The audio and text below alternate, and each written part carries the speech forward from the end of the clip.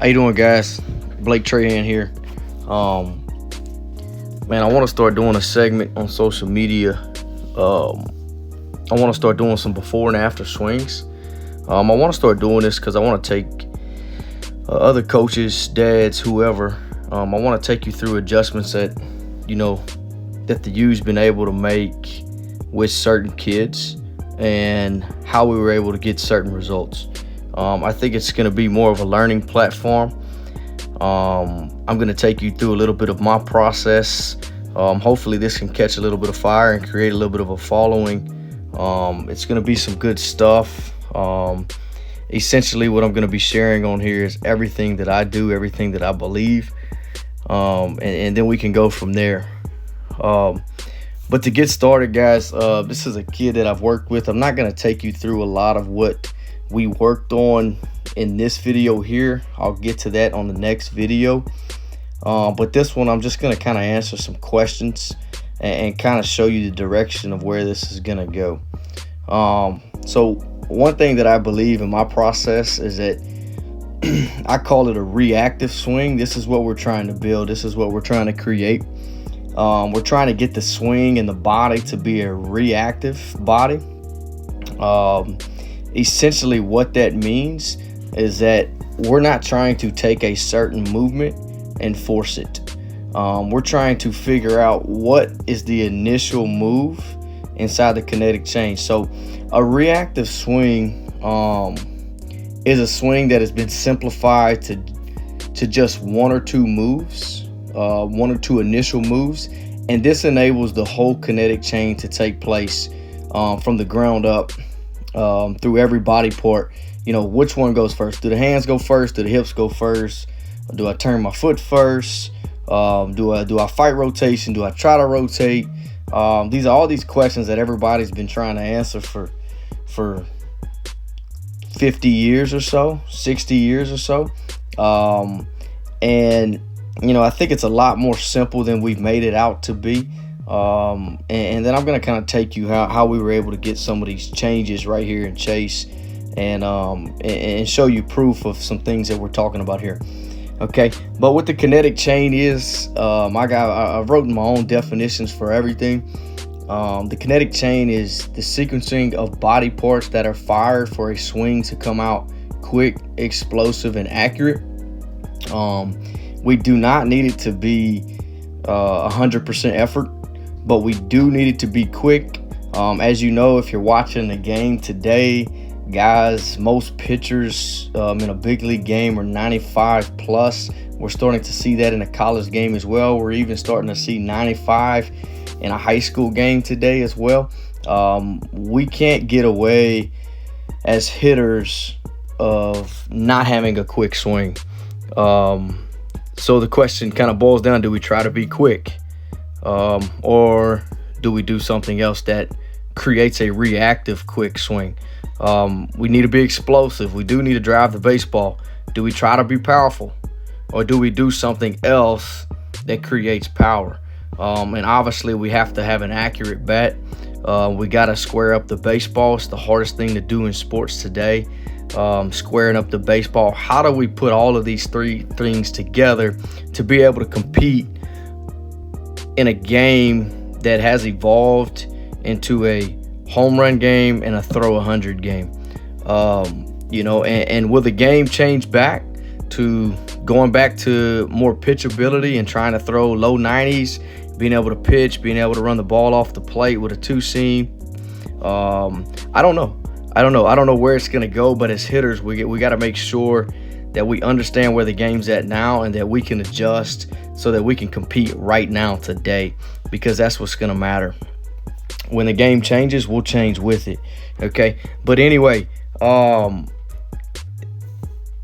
got another definition. It's called biomechanics.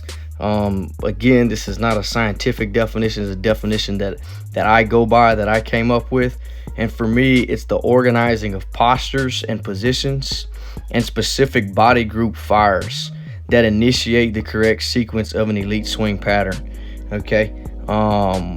What posture can I put my body in? What specific position can I put my body in? And then what do I fire to create the correct sequencing of an elite swing pattern. And like I said, the sequencing is real similar to the kinetic change. It's the sequencing of body parts that are fired for a swing to come out quick, explosive, and accurate. What goes first? What goes last? What stops first? Because there's fires here and there's also breaks. Okay. I'm not gonna get too much into that today, but we will in the future.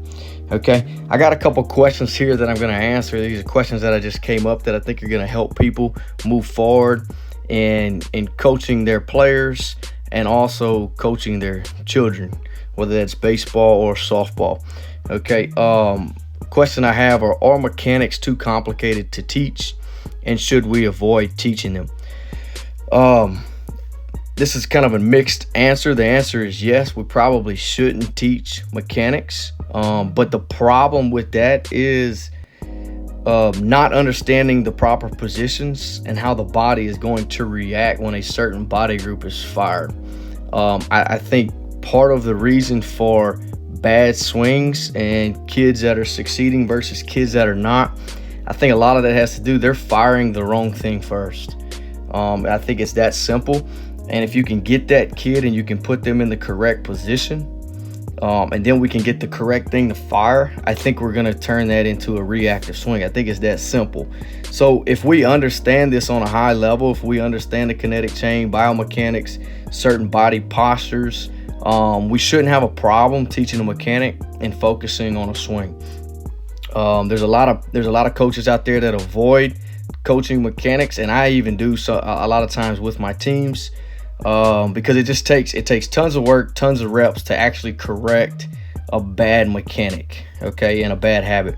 When I get a kid that I feel like is going to put in the work, and we're going to be able to, find a process and a consistent routine that's going to correct these things, I'll go into some mechanics and we'll start the work. And I've been able to do that with a couple kids on my team and a couple kids with my lessons. But coaches who avoid mechanics, I'm not mad at you. I understand it. I think mechanics can make a bad hitter.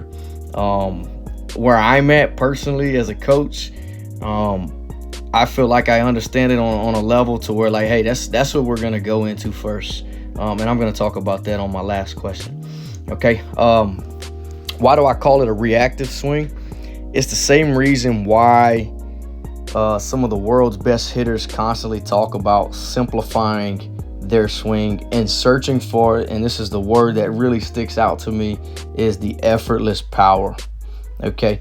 Man, you never hear some of the greats, some of the Hall of Famers, some of the guys with 700 home runs, 600 home runs. You never hear them talk about, oh man, I used to swing as hard as I could. I used to try to hit the ball 500 feet. Man, this is an old baseball rule. Home runs are accidents. Home runs are perfect swings by accident. And big leaguers today, if you watch TV, it's a home run game.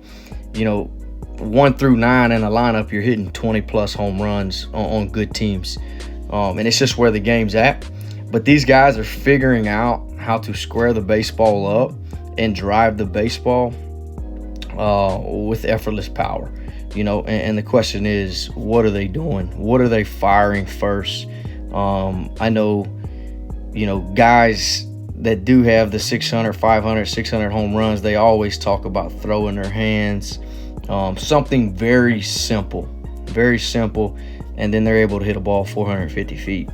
Okay, so that's why I call it a reactive swing, because we're not actually forcing a movement to drive the baseball. We're doing something that is creating quickness, explosiveness, and accuracy in our body and in our barrel to get to the baseball. So that's why I call it a reactive swing. I got another question. Should we teach mechanics or should we focus on feels? I think that's kind of something that's floating around out there on hitting Twitter and social media, is like, hey, should we teach feels or should we teach the real? I think it's kind of a silly question. I think teaching feels is dangerous. I think it works really well for some. I think it can really mess up others. Because feels are like, most of us coaches, we've played. And we had these things that we felt, and we had these things that we thought about and that we did. And then we go and we take these things and we go teach other kids these things. Is that going to work for them? Yeah, maybe it will, maybe it won't. So teaching a feel, it can give a good result for a kid. It can give a bad result. I think this is why you see a lot of kids today bouncing around with hitting coaches. You know, they're searching on social media for different material, different information. And I think this is due to, like, hey man, they like that. Yeah, that worked a little bit, but it doesn't feel good anymore. It doesn't feel good anymore, right? And at the end of the day, man, we as hitters, you know, it's a bad feeling when we don't have a feel. Okay, so but I think that feel is customized to the specific hitter. I don't think everybody has the same feel. So teaching a feel, I would stay away from it. Again, I'm going to go back to understanding real sequencing and getting the body to react in a way it needs to, whether our brain perceives it as such. Okay, well, we don't have to exactly know what the body's doing, but we have to know what we feel. Okay, and my last question here is going to be, when do we coaches or parents, when do we go in to teach the swing and actually work on mechanics, or do we just avoid that and teach hitability? Or what order do we teach that in? Should we teach hitability first, or should we teach the swing? And when I mean hitability, I mean just the skill of being able to get the good part of the bat in the middle of the baseball, and being able to hit a line drive and backspin balls in any given situation. There's a lot of kids out there with not very good swings that have the ability to do that. They can hit the ball on a line drive at every swing during the BP. The question here is, with the hitability part, is that, like, at what point does that run out with a bad swing? Are you setting a kid up for success early and then failure late? Are you setting a kid up to be able to succeed in high school when everybody's throwing 75 to 85? What's going to happen when he gets to college and everybody's 93 to 97? Is he still going to be able to take his hitability and succeed and get a chance to extend his career? I don't know. I think a lot of that has to go into how sound are our swings, how reactive is our swing, how well we can get on plane, how early we get on plane, and how well we stay through the baseball. Okay. So what I teach first, and I do this because I feel like I do understand what's going on a biomechanical level. I do understand how to create a sequence, the correct sequence to get the swing to come out quick, explosive, and accurate. I teach the swing first. We're going to work for weeks to correct the swing first, and then we're going to start getting on some hitability, some approach, some creating a plan, some of understanding who we are as a hitter. I think that's important. I think that's just important as a swing. However, I teach swing first, and then I teach hitability.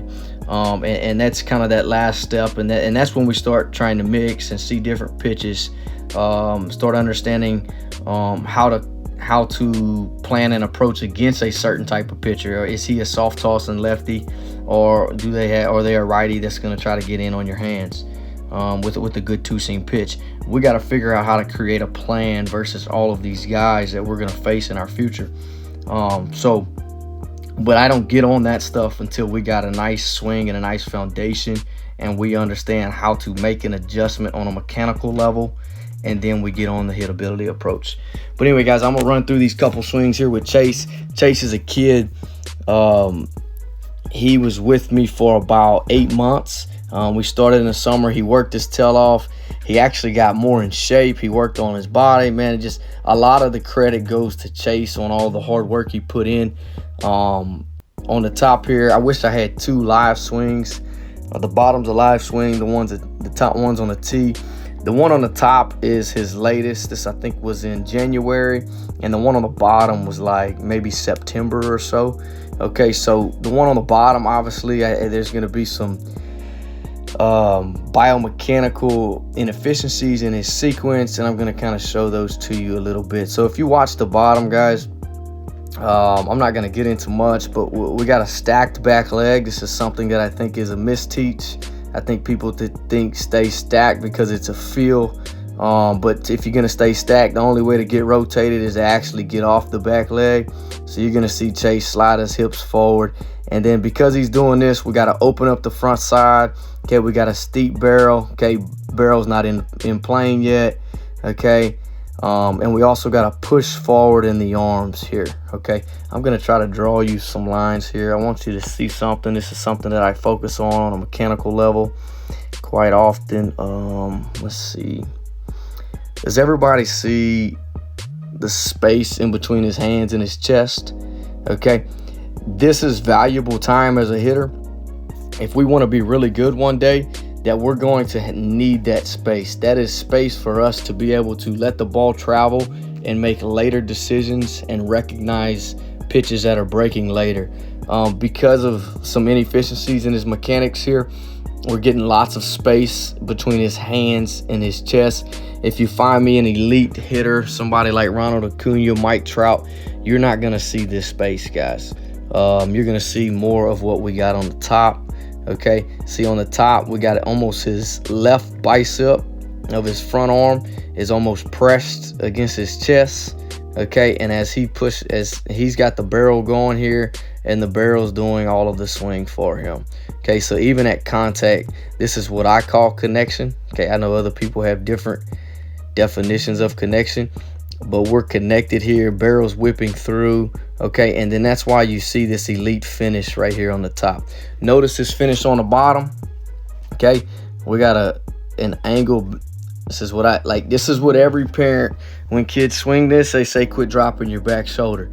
I don't think they're actually dropping their back shoulder. I think their swing is inefficient on a biomechanical level, and I think their bat head is dropping because their shoulders are having to turn off the baseball.